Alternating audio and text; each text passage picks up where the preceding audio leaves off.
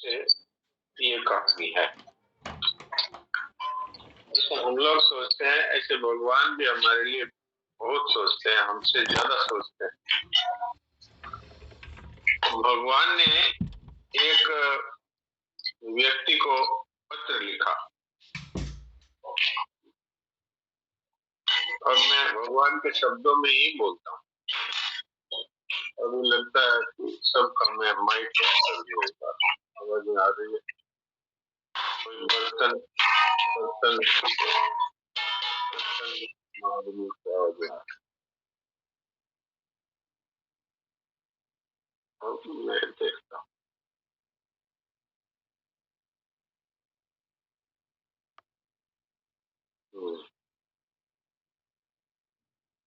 तो आपसे यही कहना है कि भाई कोई अगर रसोई में काम कर रहे हैं या कोई ऐसा कर रहे हैं तो वो अपना माइक बंद रखे ताकि दूसरों को डिस्टर्ब नहीं हो। और शारदा जी आप बात न करें, मैं तो आपकी तरफ देख रहा हूँ, आप बातें कर रहे हैं। बताइए, आप सोचते होंगे मुझे पता नहीं लगता, मेरी नजर रहती है। सत्संग के समय अगर आप बात करते हैं तो फिर सत्संग का फायदा ही क्या है। मैं तो इतनी मेहनत से ढूंढ ढूंढ के सामान आप लोगों के लिए लाता हूँ और आप उसको सुनने में ही रुचि नहीं रखते तो फिर मेरा उत्साह कम हो जाता है। और मैं तो खैर अपना काम करता ही रहूंगा, चाहे आप ध्यान दें अथवा न दें, क्योंकि कर्मण्यवाधिकारस्ते मां फलेषु कदाचन। पर आप लोगों को भी ये देखना है कि जब मैं इतने व्यस्त समय में से भी ये समय निकालता हूँ तो इसके लिए आप लोगों को विशेष ध्यान देना चाहिए। मैं अस्पताल में भी 6 घंटे सर्विस देता हूँ। इसके अलावा सुबह 3:30 बजे उठता हूँ और मेरा कुछ कार्यक्रम रहता है। फिर 5 बजे प्रार्थना का सत्संग अटेंड करता हूँ। फिर उसके बाद में शाम का ये सत्संग, हॉस्पिटल अटेंड करने के बाद भी ये सत्संग में अटेंड करता हूँ। फिर इसके बाद रात को 9 से 10, साढ़े 9 पौने 10 तक का सत्संग अटेंड करता हूँ।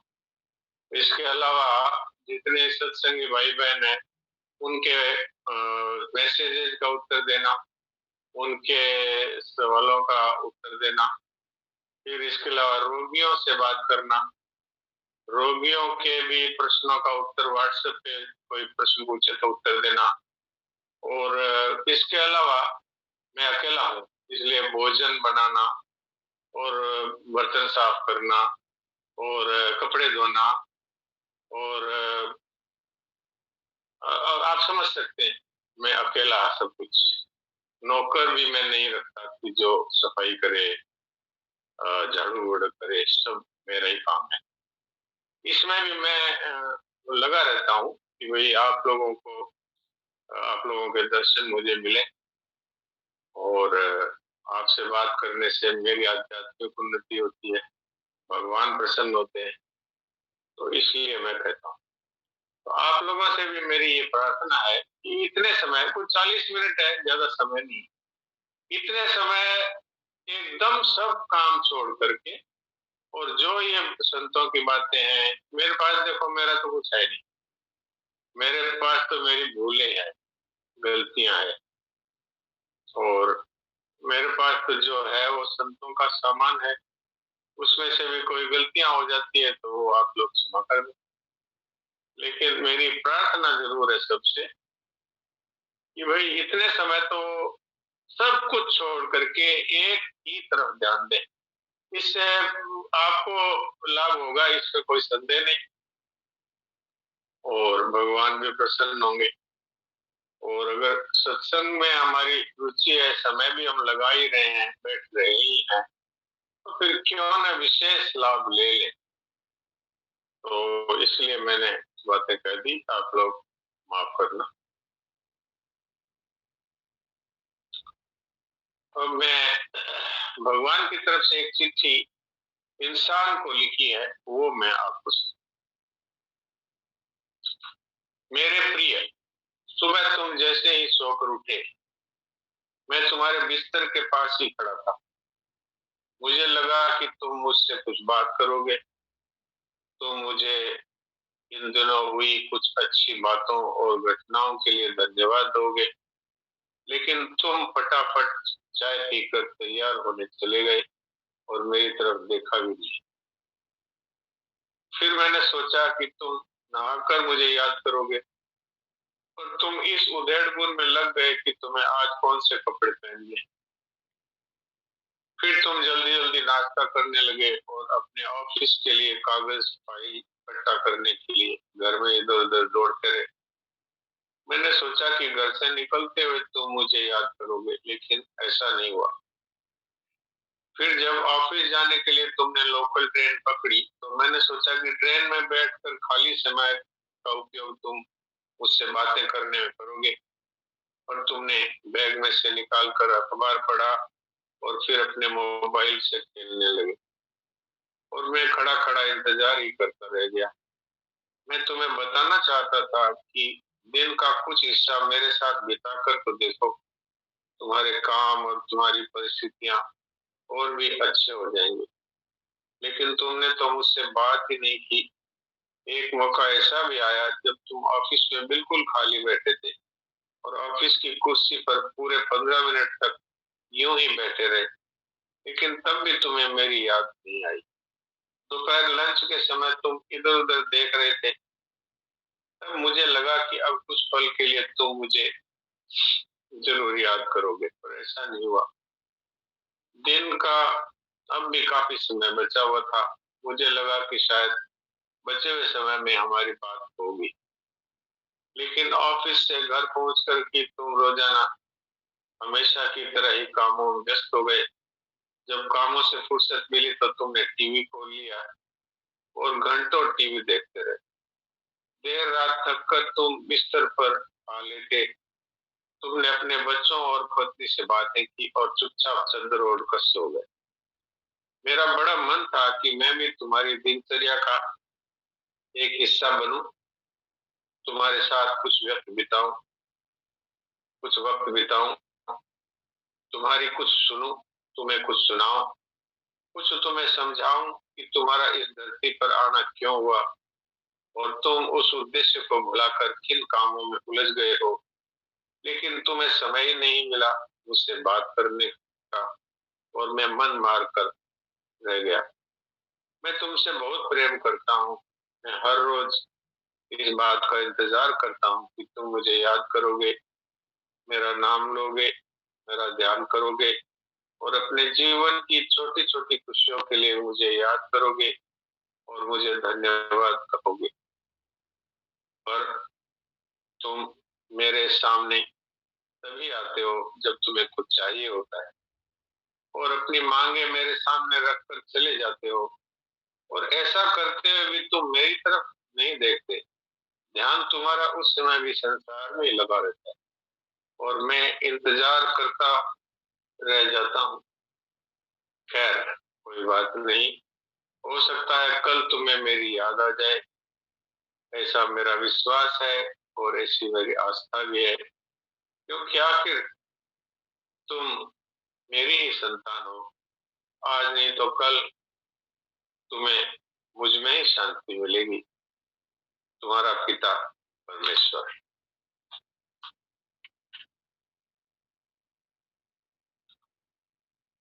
देखिए, भगवान हमसे कितना प्यार करते। हम उनको याद करें न करें, वो हमें याद भी करते हैं और प्यार भी करते हैं।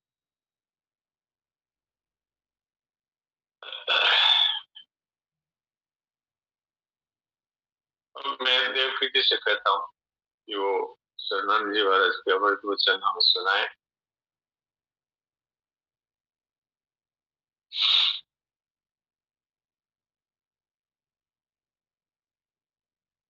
हाँ देवकी जी, मैं आपको अनम्यूट करता हूँ। हमारे साथ कई नए नए सज्जन जुड़े हैं। 100 से ऊपर परिवार हमारे साथ जुड़ गए हैं, और हमारे सरदार साहब से कृष्ण मुरारी जी, और नए नाम में देख रहा हूँ उसमें अजय डल्ला, और भी कई नाम हैं जो से नए जुड़े हैं, तो सभी का स्वागत है। और सभी लोग इस सत्संग कार्यक्रम से लाभ लें।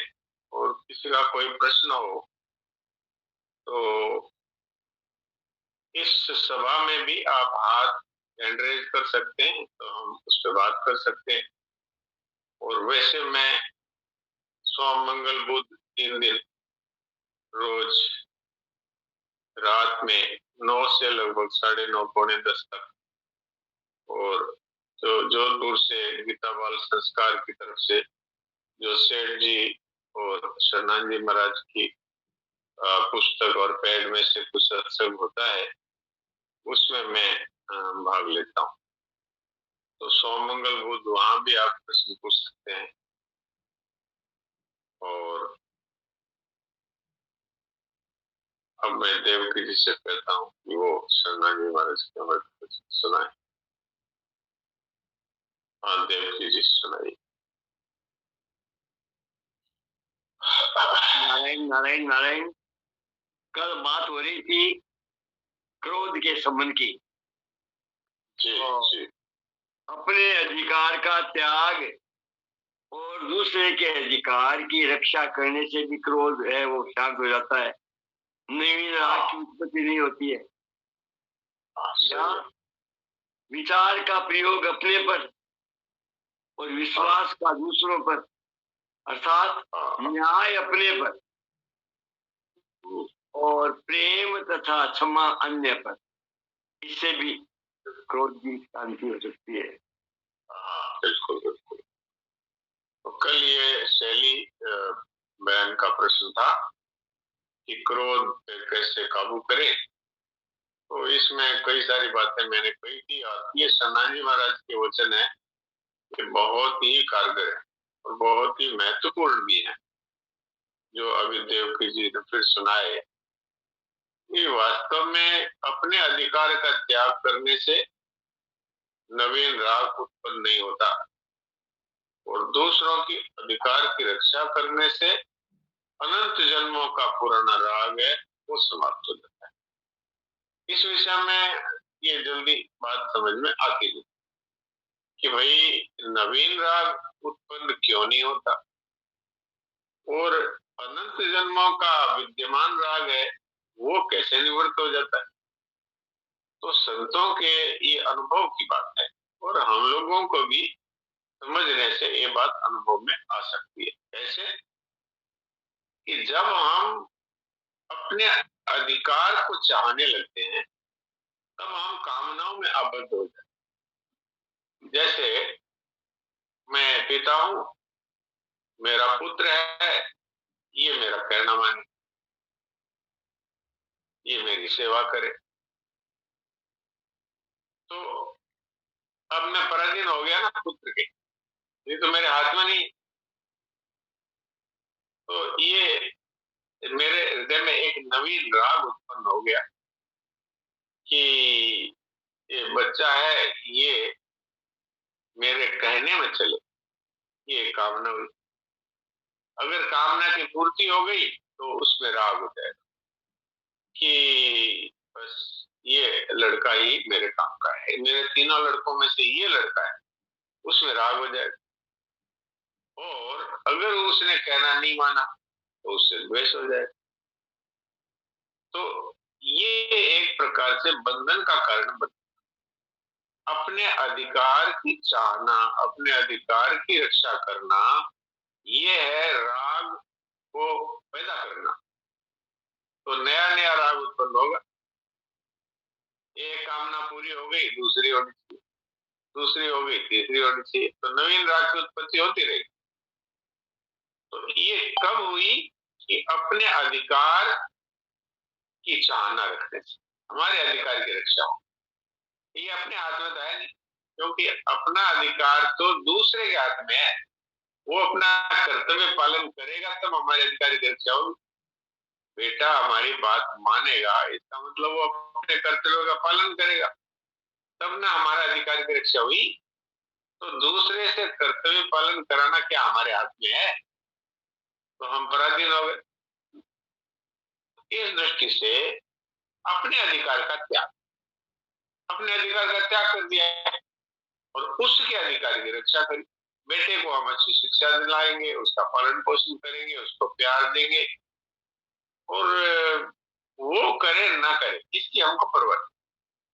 तो अपने अधिकार का त्याग हो गया। तो अपने अधिकार का त्याग होने से नवीन राग उत्पन्न नहीं होगा और उसके अधिकार की रक्षा करने से अनंत काल का जो विद्यमान राग है वो नष्ट होगा। कैसे नष्ट होगा? कि वो हम उसकी सेवा करते जाए और वो चाहे हमारी सेवा करे ना करे, तो हमने कामना का त्याग कर दिया और उसकी सेवा की। तो सेवा में ये ताकत है कि वो विद्यमान राग को नष्ट कर। फिर आपका उसके प्रति ये भाव नहीं रहता कि ये भी मेरा, मैंने इसकी सेवा की है तो ये भी मेरी सेवा करे। ये भाव फिर आप पे नहीं आता। क्यों? सेवा का मतलब ही है कि बिना चाहना के काम आ जाना, काम आ जाओ कुछ बचाओ। तो इसलिए अगर विद्यमान राग को, यानी अनंत जन्मों का जो राग हमारे जीवन में पड़ा है, राग का मतलब क्या? संसार के प्रति आकर्षण, परिवार के प्रति आकर्षण, भोगों के प्रति आकर्षण, धन के प्रति आकर्षण, मान के प्रति आकर्षण, पद के प्रति आकर्षण, ये है सब विद्यमान राग का फल। तो विद्यमान राग को नष्ट करने का उपाय क्या है? कि दूसरों की सेवा। आप चाहे दूसरों की सेवा कह दो और चाहे सनातन जी महाराज के शब्दों में दूसरों के अधिकार की रक्षा, और अपने अधिकार का त्याग कह दो और चाहे कुछ भी न चाहना कह दो, एक ही बात। तो सरल शब्दों में कहें तो काम आ जाओ कुछ मत चाहो। काम आ जाओ का मतलब दूसरे के अधिकार की रक्षा करो, कुछ मत चाहो का मतलब है अपने अधिकार का त्याग करो। तो शब्द है, खाली शब्द बदल गए, भाव वही। तो ये देवकी जी ने बहुत अच्छी बात चुन करके हम लोगों के सामने रख दी। गुस्सा आता ही क्यों है? जब सनातन जी महाराज जी ये विषय कह रहे थे, आप वो अगर सुनेंगे उनकी वो सीडी तो आपको ये बात मिलेगी। वो कह रहे थे ये बात कि अपने अधिकार के त्याग से और मनुष्य है उसका गुस्सा मिट जाता है। वो ऐसा कह रहे थे, अपने अधिकार के त्याग से क्रोध मिट जाता है और दूसरों के अधिकार की रक्षा से। सनातन जी महाराज ने यहाँ तक कह दिया कि राग रहित होते ही योग भी हो जाता है, योग भी तो है, आत्म भी हो जाता है, आत्म भी होते ही ब्रह्म भी हो जाता है। हाँ, अब आप देखिए इसका कितना बड़ा महत्व है। राग रहित होते ही योगवित हो गया, योगवित होते आत्मवित हो गया और आत्मवित होते ब्रह्मवित हो गया। तो आप सोचिए राग रहित होने का कितना बड़ा मूल्य है। तो ये जब प्रसंग कह रहे थे सनातन जी महाराज, तो एक साधक ने कहा कि अपना अधिकार त्यागने से क्रोध कैसे मिट जाएगा, ये प्रश्न किया। तो सनातन जी महाराज ने उत्तर दिया, अच्छा बताओ क्रोध आता ही कब है? तो चुप हो गए। तो कहा अरे क्रोध आता ही तब है कि कोई हमारे अधिकार की रक्षा नहीं करता तब, और अपने अधिकार की चाहना हम रखते हैं तब। भाई मैं ये समझता हूँ ये मेरा बेटा है तो इसको तो मेरा कहना मानना ही चाहिए। यही तो दूसरे से अपने अधिकार को चाहना हुआ। तो अपने अधिकार की रक्षा करने के लिए, और मैं लालच हूं कि लोग मेरे अधिकार की रक्षा करें, परिवार के लोग भी मेरा कहना माने क्योंकि मैं उनका पालन पोषण करता हूं। तो अपने अधिकार की चाहना से मनुष्य पराधीन नहीं हुआ ना, और हमारे हाथ में है नहीं कि वो हमारे अधिकार की रक्षा करे। ये हमारे हाथ में थोड़ी है। बेटा मेरा कहना माने, ये बेटे के हाथ में है कि हमारे हाथ में? तो ये तो बेटे के हाथ में है। और हम होते हैं गुस्सा, मैंने ऐसा कहा, तुमने ऐसा क्यों नहीं किया? मैं तुम्हारा बाप हूं। तो हम हो गए गुस्सा। तो हुए क्यों? कि अपने अधिकार का त्याग हमने नहीं किया, क्यों? तो शरणाजी महाराज ने कहा, अच्छा तुम पूछते हो अपने अधिकार का त्याग करने से गुस्सा कैसे मिट जाएगा? तो बताओ गुस्सा आता ही क्यों है? आता ही इसलिए है कि हम अपने अधिकार का त्याग नहीं करते और दूसरे के अधिकार की रक्षा नहीं करते। तुम्हारा काम क्या था?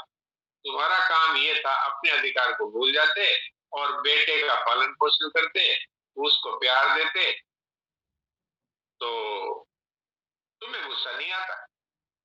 अब रही बात की बेटा है, उसका तो नुकसान होगा ना इससे।